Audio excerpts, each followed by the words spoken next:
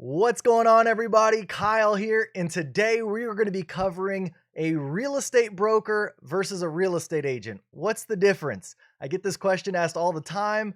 In my history, I have owned a real estate brokerage by LLC.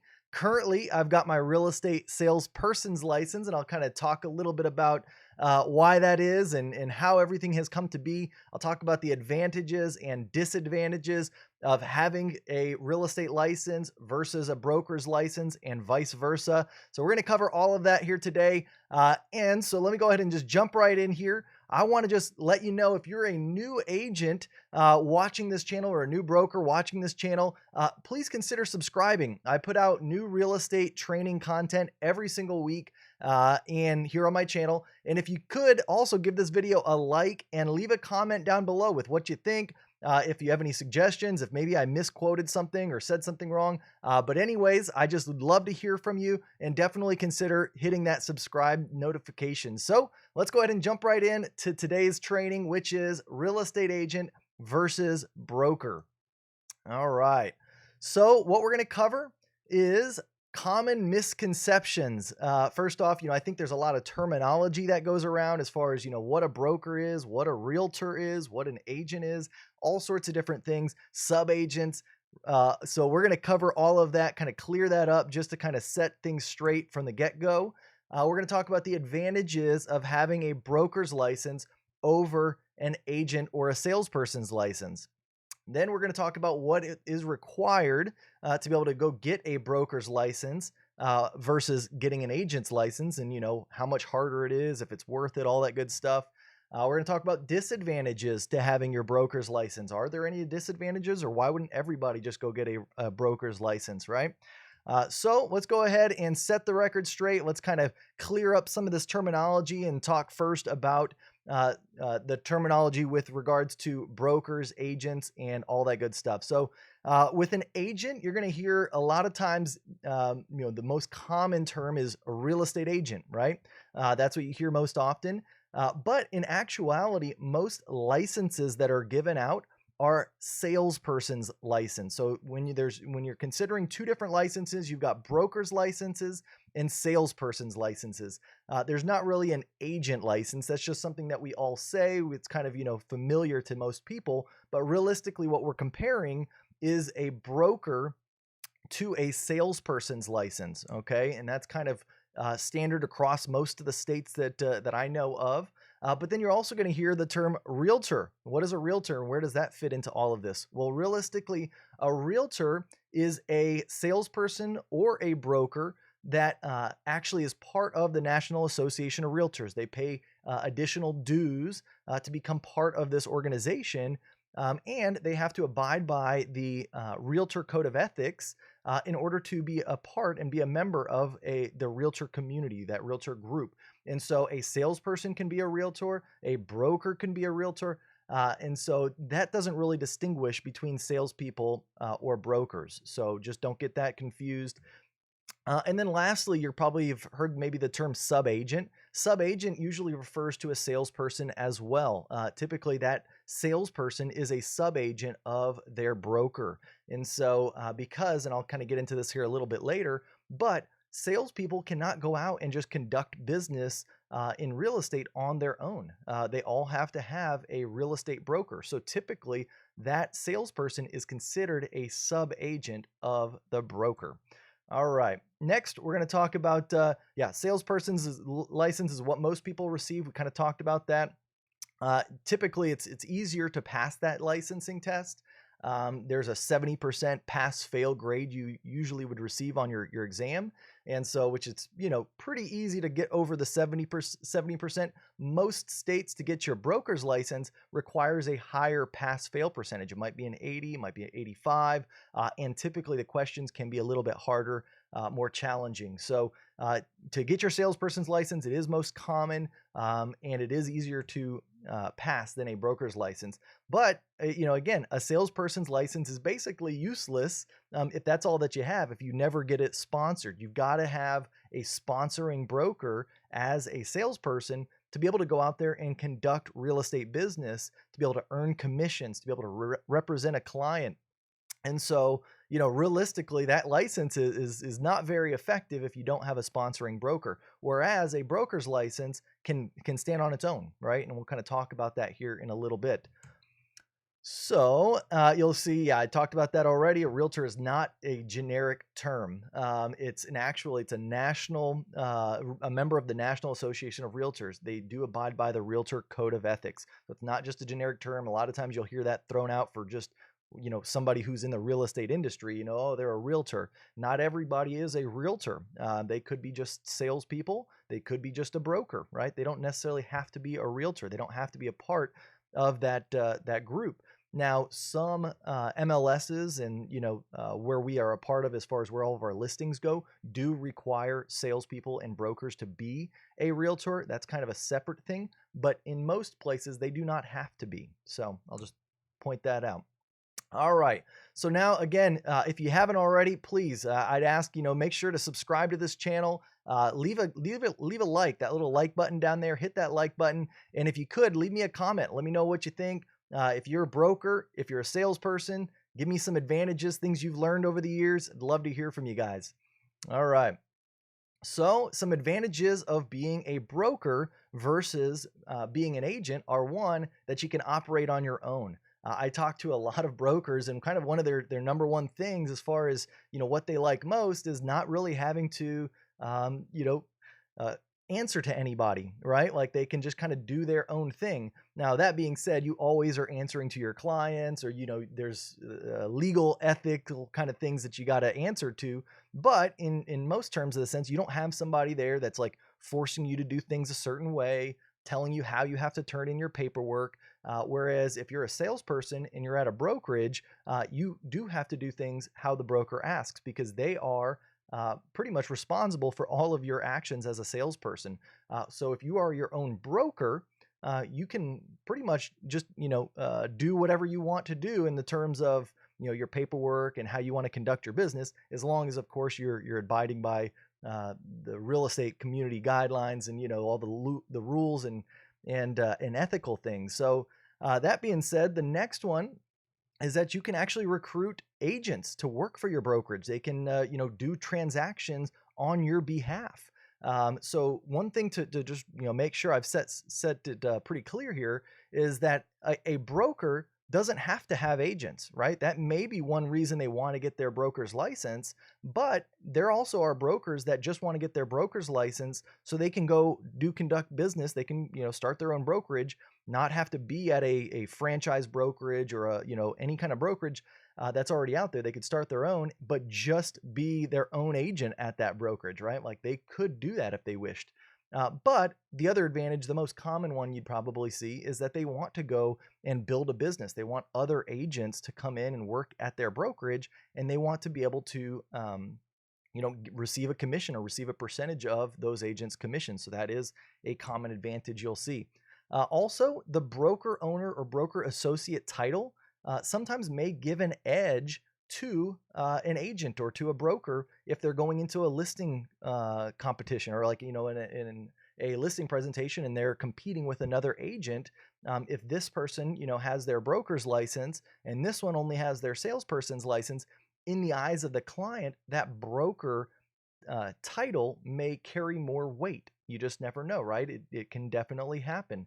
So sometimes brokers want to get their license, their broker's license, just to give them that extra edge. And then lastly, there's tax purposes. So this is one that, of course, it's dependent on your state. And of course, you need to talk to a CPA. I am not a CPA myself, but I will say, after having my own brokerage, there are significant tax advantages to having a broker's license. For instance, here in Texas, if I have an LLC and I want to get paid into that LLC for tax purposes, then I need to have my own broker's license. If I only have a salesperson's license here, then whatever brokerage that I work at, they can only pay me as an individual. They got to pay my social security number. They cannot pay my EIN number for my business for tax purposes. So that makes a big difference. And obviously you should consult your CPA to see what advantages or disadvantages that may pose for you. And you also want to check with your state to see if that is in fact true for your state as well, that you can't get paid into an LLC or other corporate structure unless you're a broker. So definitely look into that. All right. How to earn your broker's license. So first off, I also should probably set the record straight that in some states, I haven't encountered this as often, but I know like in Washington State, all of their agents up there are considered brokers, right? And so everybody's a broker, but they do have different levels of brokers. So for instance, you might be a broker, but then your broker, the one that you kind of that oversees all of your actions and may be responsible for you, is called your managing broker, right? So you could be a managing broker in Washington and be a broker. So just real quick to point that out, if you are in Washington State or maybe another state where they don't have salesperson's license, that may be the case. But for most purposes, everything that I've talked about here is kind of the way that it is. But how you're going to earn your broker's license in the most common form of the term broker, where you actually have to have a salesperson's license and then get a broker's license, the ways that you would do that, pretty much in most states, it's the requirements are going to be much higher. So for instance, you're going to need to have a certain length of time as a salesperson. Like here in Texas, we have to have our salesperson's license for 4 years before we can go and get our broker's license. But that's not it. There's other requirements too. So there's also a required amount of experience. So I know like in Texas here, we've got a points scale. I think that we've got to have something like 3,600 points to be able to qualify to go sit for our broker's license exam. And those 3,600 points consist of things like closing transactions, doing rentals, doing listings, all sorts of different things like that related to experience that you would get experience for. I believe you can get designations that will give you points. And so every state I'm sure is a little bit different, but in general, I would imagine that the majority of the states are going to require some form of experience as far as the requirements to get your license. And so that's going to be much higher than if you just wanted to go get your salesperson's license. Typically, to get your salesperson's license, you just have to go sit for classes and then take the exam, right? And that's pretty much it. Whereas with getting your broker's license, you have to do, of course, all that to get your salesperson's license, then have your license for a certain amount of years. I've heard anywhere from 2 to 3 to 4 years in most states. You got to have experience closing deals, doing rentals, doing listings, all that type of stuff. And then you still need to complete additional education, more education that's required than just getting your salesperson's license. I believe like in Texas, you have to have 270 hours to get your salesperson's license, 180 hours up front, and then an additional 90 hours of mandatory continuing education as soon as you've gotten your license within, I think, the first year or so. But then to get your broker's license, there's something like, I think, 630 hours that you need in order to get your license. Now in Texas, we can also use some of our college education. So if you're went to school, got degree, or maybe you just took some classes, a lot of that can be used for your broker's license education requirements. But if you don't have that, then yes, you would need to go and figure out, there's different classifications and different things that you can do as far as taking additional education that will get you eligible here in Texas, and I would imagine for most places. All right, and then of course you got to pass the broker exam, and I've heard that it's a beast. I've heard that it's tough, that it is a good amount of work, and so you got to go in there and sit for it. You got to have a higher passing grade, I believe, than a 70. I think it's a little higher. It's like an 80 in Texas. Don't quote me, but I do know in I think it's California, it's got to be an 80%. So all sorts of different things in different states, but in general, most of these ideas are correct. So now the disadvantages. So, there's not a whole lot of disadvantages, I guess you could say, other than, one, you are going to be held to the highest level of the law.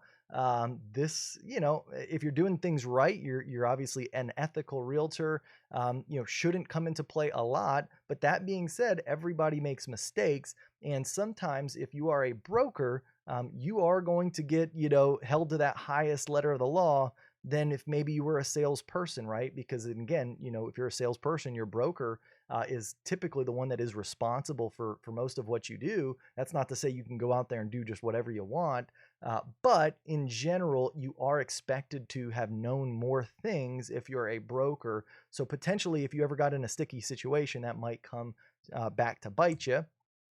But the other one, more classes, you got more education, you got to do more continuing education, all that good stuff compared to a normal salesperson's license.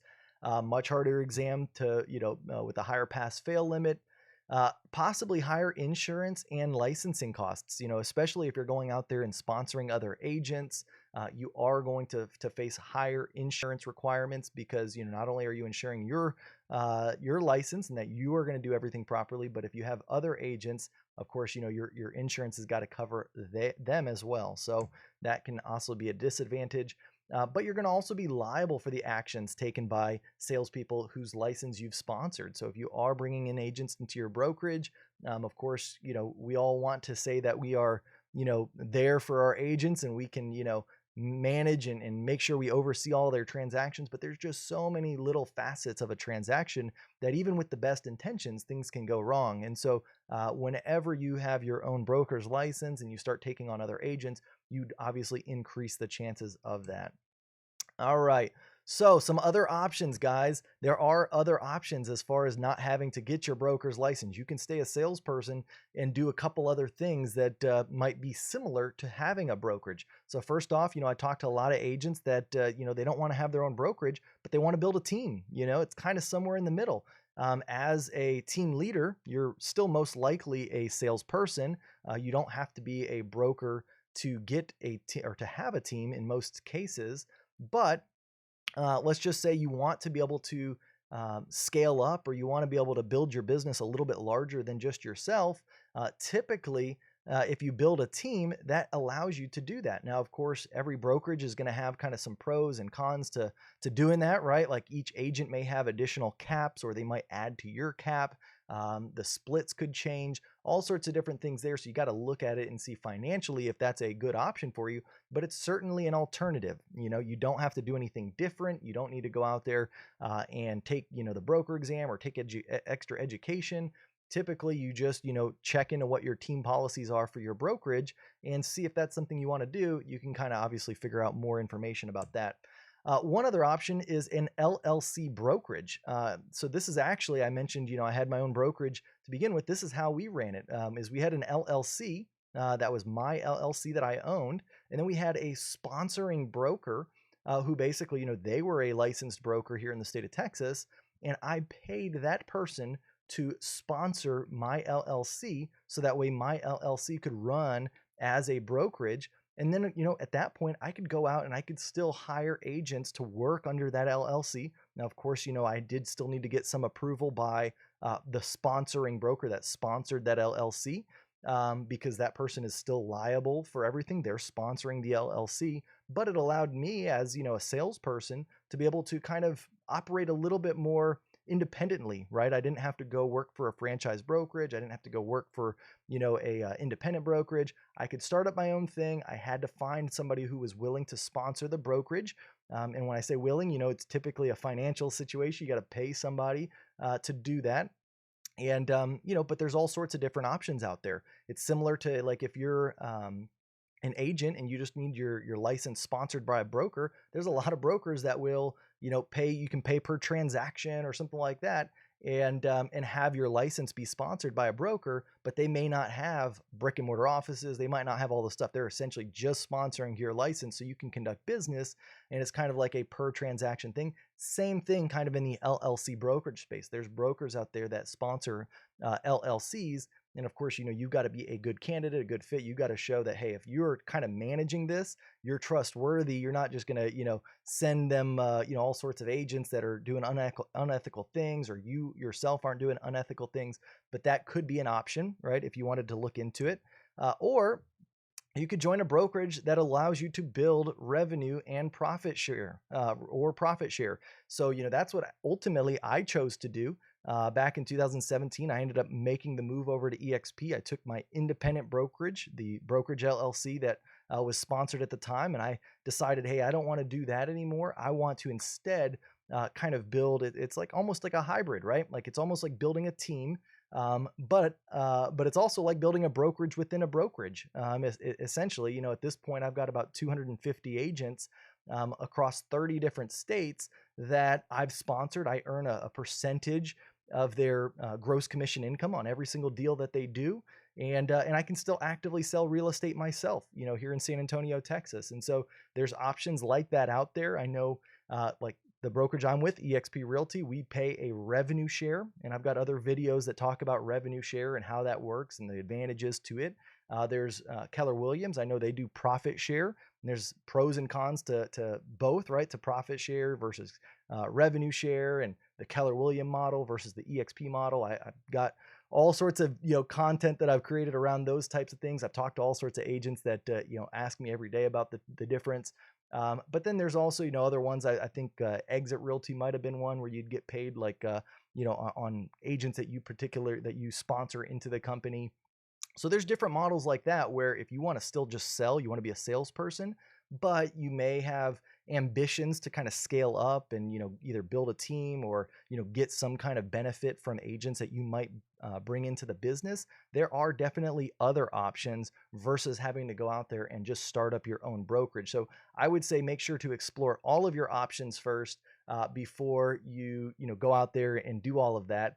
But that being said, make sure too, the other thing that you do is subscribe to the channel, hit that like button, leave me a comment below. Let me know if I missed something, if I forgot something to mention. But guys, I really appreciate your time, and I'll talk to you later. Have a great one. Bye-bye.